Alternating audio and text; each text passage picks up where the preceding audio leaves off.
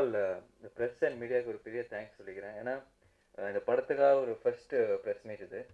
But நீங்கள் அவ்வளோ articles, அவ்வளோ என்கரேஜிங்கான விஷயங்கள் இந்த கடம்பன் படத்தை பற்றி எல்லாருமே எழுதியிருக்கிறீங்க. அது ஒரு பிளெஸிங் தான் நான் நினைப்பேன். ஏன்னா ஒன்றுமே நாங்கள் ஒரு பிரச்சனை ஒன்றுமே வைக்காமலே நீங்கள் வந்து அந்த படத்தை இந்த அளவுக்கு ஹைப் கிரியேட் பண்ணி இந்த அளவுக்கு பப்ளிசிட்டி வந்தது காரணமே நீங்கள் தான். Thank you so much. First Choudhary sir பற்றி சொல்லிடுறேன். யார்கிட்ட ஒர்க் பண்ணாலும் ஃபர்ஸ்ட் வந்து அவர் சார் சௌத்ரி சார் தான் என்ன இன்ட்ரடியூஸ் பண்ணி வச்சார். இண்டஸ்ட்ரியில் பாதி பேருக்கு மேலே நீங்கள் கேட்டிங்கன்னா பார்த்தீங்கன்னா அவர் தான் ஜெனுவனாக அவர் தான் இன்ட்ரடியூஸ் பண்ணி ஆஸ் அன் அசிஸ்டன்ட் டைரக்டர்லேருந்து அவர் வந்து ஒரு படம் ஃபஸ்ட்டு படமாக இருக்குது. எல்லாருமே வந்து இப்போ இந்த நம்ம டீமில் வந்து அவங்க லைஃப் ஆரம்பிச்சதே வந்து சூப்பர் குட்டில் தான். ஸோ இந்த படம் வந்து சௌத்ரி சார் அக்செப்ட் பண்ணது வந்து எனக்கு ரொம்ப பெருமையாக இருந்தது. ஏன்னா அவர் ரொம்ப யோசிச்சு அவருக்கு பிடிச்சிருந்தா மட்டும்தான் ஒரு ஸ்கிரிப்டு அக்செப்ட் பண்ணுவார். ஸோ அந்த வகையில் கடம்பன் உண்மையிலே அவர் தான் ஃபர்ஸ்ட் எனக்கு முன்னாடி அவர் தான் கேட்டார். கேட்டுட்டு ஆரியா இந்த மாதிரி ஒரு ஸ்கிரிப்ட் இருக்குப்பா, இன்னைக்கு கேட்பாரு உனக்கு பிடிக்கும்னு அனுப்பிச்சி வச்சார் ராகவை. ஸோ அப்போ தான் நான் ஸ்கிரிப்ட் கேட்டேன். சார் பண்ணலாம் சார், இது நிறைய பண்ணும்பா, பெரிய ஹார்ட் ஒர்க் இருக்குப்பா அப்படின்றாரு. சரி அதுக்கெல்லாம் மீறி இன்னைக்கு சத்தியமாக சொல்கிறேன், இன்னைக்கு தான் ஃபர்ஸ்ட் டைம் அவர் ஸ்க்ரீனில் இந்த சாங்லாம் பார்க்குறாரு. ஸோ ஒரு ஷார்ட்டு கூட பார்த்ததில்ல. ட்ரெய்லர் மட்டும் நான் வந்து யூடியூப்பில் வந்து வந்தோன்னா போட்டு காமிச்சேன். அதுக்கப்புறம் ஒன்றுமே கேட்கல. எனக்கு படம் நல்லா வரணும், நான் எவ்வளோ செலவானாலும் பரவாயில்ல, நான் எல்லாருமே ஜெயிக்கணும் இந்த படத்தில். ஸோ அந்த ஒரு கான்ஃபிடென்ஸு, அந்த ஒரு மோட்டிவேஷன் தான் எல்லாருமே மேக்ஸிமம் எஃபர்ட் போட்டு இந்த படம் பண்ணோம். ஜித்தன் ரமேஷ் என்ன சொல்கிறேன், என் கூடயே இருந்தார். எவ்ரி டே ஷூட்டிங்கில் வந்து என் கூடயே இருந்தார். ஏன்னா ஷூட் பண்ணுறதே காட்டில் தான். காடு என்டீரியர் கொஞ்சம் ஃபோன் எல்லாம் இருக்காது சார். அவர் என்கிட்ட பேசி தான் ஆகணும், நான் அவர்கிட்ட பேசி தான் ஆகணும். வேறு வழியே இல்லை, 2 பேரும் ஒன்றா தான் இருந்தோம். சார் கொஞ்சம் எங்கேயாவது போனால் கூட நான் ஹீரோயின்ட்ட கூட பேச விடல, அந்த அளவுக்கு அவர் டார்ச்சர் பண்ணிட்டார். ஸோ என்ன ஒரு சந்தோஷம் விஷயம் என்னன்னா, ப்ரொடியூசரை தாண்டி அவர் வந்து ஒரு ஹீரோ. சில ஷார்ட்லாம் வந்து நாங்கள் பண்ணும்போது ரொம்ப எக்ஸைட்டட் ஆவார். ரொம்ப எக்ஸைட்டட், மச்சான் செம்மையாக பண்ண மச்சான், அந்த டைலாக் டெலிவரி இருக்குல்ல சூப்பராக பண்ண அப்படின்னாரு. ரொம்ப சந்தோஷமாக இருக்கும். அது இல்லாமல் ஈவினிங் வந்து 2 பேரும் ஒன்றா ஒர்க் அவுட் பண்ண மச்சா, காலைல அந்த பண்ண ஷார்ட் இருக்குல்ல செம்மையாக பண்ண மச்சா, சூப்பராக ஸ்க்ரீனில் அப்படி இருக்கும் அப்படின்னு.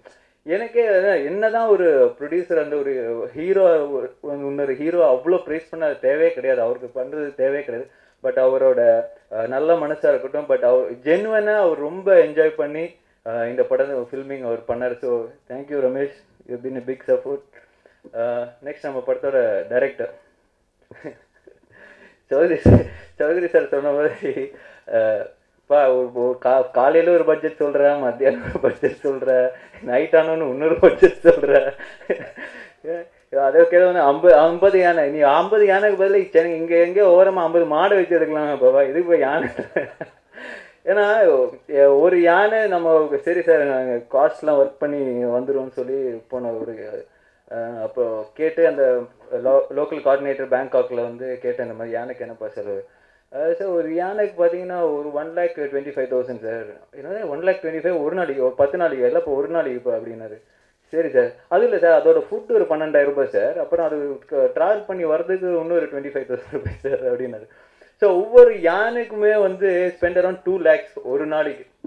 ஸோ அந்த மாதிரி நாங்கள் வந்து கிட்டத்தட்ட ஐ திங்க் 12 days ஷூட் பண்ணோம் plus practice. So first sir வந்து அப்படியே பல்ல கடிச்சிட்டே ஒத்துக்கினாரு. ஸோ அது என்னாச்சுன்னா ஃபஸ்ட் டைம் தாய்லாந்து போனதுக்கப்புறம் எங்களால் முடிக்க முடியாமல் ரிட்டர்ன் வந்துட்டோம். மழைனால ரிட்டர்ன் வந்துட்டோம். சரி திரும்ப வந்து அவர்கிட்ட எப்படி சொல்கிறது, நாங்கள் வந்து சார் திரும்ப தாய்லாந்து போனோம் சார், யானை ஒர்க் பெயிண்டிங் இருக்கு சார், தொலைச்சிரும் ஃபுல் படத்தை முடிச்சுட்டு பேலன்ஸ் அது கடைசியாக எடுங்கன்னு சொன்னார். ஸோ உண்மையிலே அது எங்களை கடைசியாக ஃபுல் படம் முடிச்சு லாஸ்ட்டில் அந்த பேட்ச் போய் நாங்கள் ஷூட் பண்ணோம். ஸோ பட் அவரோட உழைப்பு வந்து இந்த படத்தில் மிகப்பெரிய உழைப்பு. ஏன்னா ஒரு யூஸ்வலாக வந்து ஒரு ஸ்கிரிப்ட் வந்து நம்ம யோசிக்கிறது வந்து ஏதாவது காஃபி ஷாப்பில் இல்லைன்னா ஒரு ரொமான்ஸ் அதெல்லாம் தாண்டி இப்போ சொசைட்டிக்கு என்ன தேவையோ, என்ன ஒரு இன்ட்ரெஸ்ட் டாபிக் போயிட்டுருக்கோ, அது வந்து ஒரு காட்டுக்குள்ளே ஒரு சீன் வந்து கன்சீவ் பண்ணுறது வந்து ஒரு டிஃபிகல்ட்டான விஷயம். ஸோ அவரோட விஷனுக்கு தான் இந்த உண்மையிலே பெரிய பாராட்டு.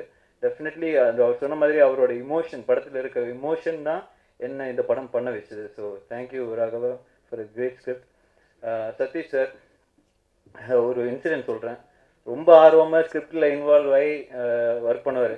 ஸ்கிரிப்ட் புக்கெல்லாம் எடுத்துகிட்டு போய் ஷார்ட்லாம் பிரித்து அவர் தான் சார் பிரதர் இந்த ஷார்ட்டு இப்படி தான் எடுக்கணும், இங்கே பாஸ் விடணும். எனக்கு இப்போ நடிக்கும்போது வந்து சொல்லி பிரதர் எனக்கு ரொம்ப பிடிச்ச சீன் பிரதர், எப்படியாவது நல்லா நடிச்சிருங்க அப்படின்னாரு. இவ்வளோ என்ன பிரதர் பண்ணியிருந்தேன், இல்லை பிரதர் நீங்கள் பண்ணுவீங்க, பட்டு எனக்கு ரொம்ப பிடிச்ச சீன் நீங்கள் ஏதாவது ஒன்று பண்ணுங்க அப்படின்னாரு. ஸோ அதனால் இன்னும் ஒரு நாள் இந்த யானை சீக்வன்ஸ் கிளைமேக்ஸில் ஷூட் பண்ணும்போது சரி என்னதான் ஓட விட்றான்னு சொல்லிட்டு இவரும் பயங்கர ஆர்வமாக வந்து நானும் ஓடுறேன் கேமரா தூக்கிட்டு யானை ஓடுறேன்னு சொல்லிட்டு பயங்கரமாக ஷூட் பண்ணிட்டு பயங்கர ஆர்வமாக ஷூட் பண்ணிட்டு இருக்கும்போது ஸ்லிப்பை கீழே வந்துட்டார். கீழே விழுந்தானே ஓடி வர யானை வந்து அப்படியே பார்த்து நின்றுச்சு. யாரா நம்ம கேமரா வேண்டாம் போல இருக்கு. யானை பயந்துச்சு நினைக்கிறேன். இல்லை உண்மையிலே அவர் பெரிய பிளெஸ்ஸிங் தான். அன்னைக்கு அவர் வந்து உயிர் பொழைச்சது வந்து உண்மையிலே ஒரு பெரிய பிளெஸ்ஸிங் தான். பட் அன்னிலேருந்து அவருக்கு வந்து ஊர் மேலே ரொம்ப ஆசை வந்துச்சுன்னு நினைக்கிறேன். ஸோ பட் எல்லாருமே வந்து அதான் ரொம்ப ரிஸ்கான ஃபில்மிங், ரொம்ப கஷ்டமான டெரெயின். ரமேஷ் சார் சொன்ன மாதிரி எல்லா கிரெயின் மேன் யூனிட் பீப்புள் வந்து அந்த நாங்களாவது ஜாலியாக நடந்து போயிடுவோம், மலை ஒரு 45 மினிட்ஸ் ட்ரெக்கிங் மாதிரி போயிடுவோம். அவங்கெல்லாம் அந்த அவ்வளோ வெயிட்டு லைட்டு அந்த கிரெயின் வெயிட்லாம் தூக்கிட்டு வரதுக்கே வந்து ஒரு 1.5 hours ஆகிடும். ரொம்ப கஷ்டமாக இருக்கும், ரொம்ப பாவமாக இருக்கும்.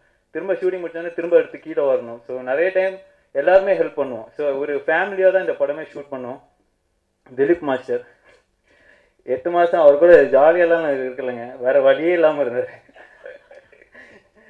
ஏன்னா மாஸ்டர் அடிக்கடி சொல்கிறது தான், டே ராகவா என்னடா ஹீரோ வந்து 100 யானையோட ஓடி வரான்னு எழுதிட்டு வந்துட்டேன், நான் எப்படி எடுக்கிறது அப்படின்னு. ஏன்னா இப்போ இந்த மாதிரி நார்மல் ஃபைட் சீக்வன்ஸ்னால் நம்ம வந்து பிளான் பண்ணலாம். ஓகே இந்த சைட்லேருந்து 2 பேர் அடிக்க வருவாங்க, இந்த சைட்லேருந்து 2 பேர் அடிப்பேன் கிக்கு அந்த. பட் யானை வந்து இவர் வந்து டைரக்ட் வந்து பிரதர் எனக்கு வேறு ஏதாவது ஸ்பெசிஃபிக்காக வேணும், பயங்கர இன்ட்ரெஸ்டிங்கான இது வரைக்கும் யாரும் பார்க்காதது ஒன்று வேணும், டோனி ஜாப் பண்ண மாதிரி வேணும் அப்படி இப்படின்னு.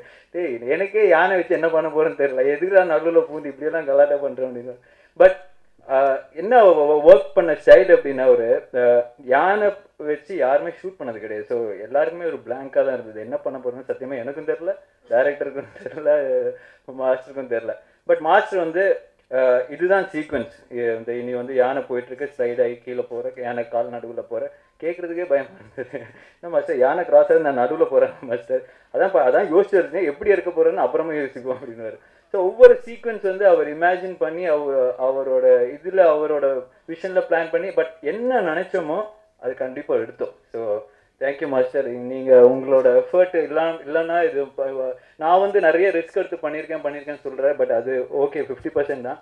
அவரும் அவரோட ஃபைட்டர்ஸும் இல்லைன்னா நான் வந்து 1% ரிஸ்க் கூட எடுத்துருக்க முடிஞ்சிருக்காரு. அதுதான் உண்மை. ஏன்னா ஃபைட்டர்ஸ் என்னை ரோப்பில் கண்ட்ரோல் பண்ணுறதா இருக்கட்டும், என்னோட சேஃப்டி பார்க்குறதா இருக்கட்டும், டெஃபினெட்லி மாஸ்டரும் அவங்களுக்கு சேர்ந்து என்னை ரொம்ப கேர் எடுத்து ஒவ்வொரு சீக்வன்ஸ் வந்து அவ்வளோ ஈஸியாக பண்ண வச்சார். அதனால தான் என்னால் பண்ண முடிஞ்சுது. Thank you master. தேவா அவரோட பிரதர், டெய்லி சண்டை நடக்கும், என்ன பிரச்சனை கேமராமேனை திட்டினா கூட டைரக்ட் வந்து எடிட்டரை தான் திட்டுவார். அப்போ நம்ம புரிஞ்சுக்கணும், ஓகே அவர் வந்து கேமராமேனை தான் திட்டுறாரு. ஸோ அந்த அளவுக்கு பிரதர்ஸாக இருந்தாலும் அவ்வளோ இன்வால்மெண்ட்டாக ஒர்க் பண்ணார். நம்ம படத்தோட ஆர்ட் டைரக்டர் மோகன் சார், ஒரு விஷயம் வந்து ஒரு ஒரு ஒரு லெசன் ஒரு படத்தில் ஒரு சின்ன ஒரு விஷயம் நான் கற்றுப்போம். ஏன்னா அவர் வந்து ஒரு அந்த 100 feet மலை செட்டுன்னு போடணும்னு சொல்லிட்டு வந்து பட்ஜெட் பேசினார். நான் ஃபஸ்ட்டு வந்து சொன்னேன் 50 lakhs சொன்னார். நாங்கள் குறைச்சி அதெல்லாம் முடியாது, 20 lakhs தான், 25 lakhs தான், 30 lakhs ஒரு பட்ஜெட் ஃபிக்ஸ் பண்ணிட்டோம். அது கேட்டதோட பாதி தான் கொடுத்தோம். பாதி கொடுத்தோன்னு அவர் சார் நீங்கள் பார்த்துக்கிங்க சார் அப்படின்னு சொல்லிட்டு போயிட்டார். சரி அதோட அர்த்தம் எனக்கு புரியல. சரி 100 feet செட்டு போட்டுட்டு ஷார்ட்டுக்கு போகிறேன். ஒரு என்ன ஷார்ட்னா அந்த 100 feet மேலேருந்து குதிக்கணும், அந்த ஒரு ரோப்பில் ஃப்ரீ ஃபால் மாதிரி குதிக்கணும். சரி நான் என்ன ஷார்ட் ரெடி ஆனப்பறம் கூப்பிட்றேன்னு சொல்லிட்டு நான் மேலே போய் உட்காந்தா ஒரு 20 பேர் மேலே உட்காந்துருக்காங்க. அந்த 100 feet ஸ்ட்ரக்சர் மேலே 20 பேர் மேலே உட்காந்துருக்காங்க. இவர் ஜிம்மி எல்லாம் போட்டுட்டு உட்காந்துருக்காங்க, கேமராமேன் டைரக்டர். அங்கே போய் நின்றாலே அது இப்படி ஆடுது அந்த செட்டு. சரி பிரதர் இது அவர் கூப்பிடுங்க, எவ்வளோ நேரம் நிற்குன்னு சொன்னார் அவர். அப்போதான் சார் பிரதர் நான் வந்து உங்களுக்கு இப்படியெல்லாம் இது தெரிஞ்சிருந்தா நான் உங்களுக்கு ஃபுல் பட்ஜெட் கொடுத்துருப்பேங்க. ஏன்னா உண்மையிலே சத்தியமாக சொல்கிறேங்க, நான் வந்து அந்த படத்தில் பயந்து ஒரே ஒரு டைம் அதுதான். ஏன்னா இப்போ நான் நினச்சேன் நான் மட்டும்தான் தனியாக மேலே நிற்கிறேன். பட் ஒரு 20 பேர் மேலே நின்றோன்னா எனக்கு சத்தியமாக எப்படியாவது அதை முடிச்சு அங்கேருந்து எஸ்கேப் பண்ணணும். நான் சொன்னேன், நான் ரோப்பில் இருக்கிறேன்ப்பா, ஏதாவது உடஞ்சி முடிச்சு நான் ரோப்லேருந்து குதிச்சிருவேன், நீங்களும் என்ன பண்ணுவீங்கன்னு கேட்டுருந்தேன். பட் உண்மையிலேயே அது எனக்கு இன்னும் அந்த பயம் இருந்துகிட்டே இருந்து. பட் அவ்வளோ பியூட்டிஃபுல்லாக அவ்வளோ ஸ்ட்ராங்காக அந்த செட்டு போட்டிருந்தாரு. So thank you. நெக்ஸ்ட் டைம் உங்களுக்கு நல்ல பட்ஜெட் கொடுக்குறேன். ஸோ இந்த படத்தோட சிஜி லால்வன் வந்து உண்மையிலேயே ஒரு நாங்கள் கொடுத்த பட்ஜெட்டுக்கு அவங்க வந்து சூப்பராக, ஏன்னா நீங்கள் பார்க்குறீங்க இப்போ பாகுபலியெல்லாம் பார்த்து பெரிய பட்ஜெட், பட் அந்த அளவுக்கு நம்மள்ட்ட பட்ஜெட் இல்லைன்னா கூட இந்த படத்துக்கு என்ன தேவையோ அதை வந்து சௌத்ரி சார் அக்செப்ட் பண்ணி நம்ம இந்த சிஜி பண்ணியிருக்கோம். ஸோ விஷுவலாக நீங்கள் அவ்வளோ ஒர்க் பண்ணியிருக்காங்க. நம்ம படத்தை வந்து லாஸ்ட் இயர் அக்டோபர்லேயே முடிச்சிட்டோம், பட் அந்த சிஜி அவ்வளோ பர்ஃபெக்டாக வரணும்னு சொல்லிட்டு தான் we took so long. So CG வந்து பர்ஃபெக்டாக பண்ணியிருக்காங்க, நிறைய விட்டுட்டாங்க. And Yuvan fantastic songs. அதை விட அவர் வந்து இந்த படத்தோட பேக்ரவுண்ட் ஸ்கோர் ரொம்ப சூப்பராக பண்ணியிருக்காரு. அவர் எப்பவுமே பேக்ரவுண்ட் ஸ்கோரில் கொஞ்சம் ஸ்பெஷலாக அவருக்கு இன்ட்ரெஸ்ட் எடுத்து பண்ணார். ஸோ இந்த படத்தில் நிறைய ஸ்கோப் இருந்திருக்கு அவருக்கு இந்த படத்தில். So thank you. நீங்கள் தான் இந்த படத்தை சப்போர்ட் பண்ணோம், இது வரைக்கும் சப்போர்ட் பண்ணிட்டு இருக்கீங்க. ஸோ இன்ஷால்லா April 14th it will release world wide. Thank you so much.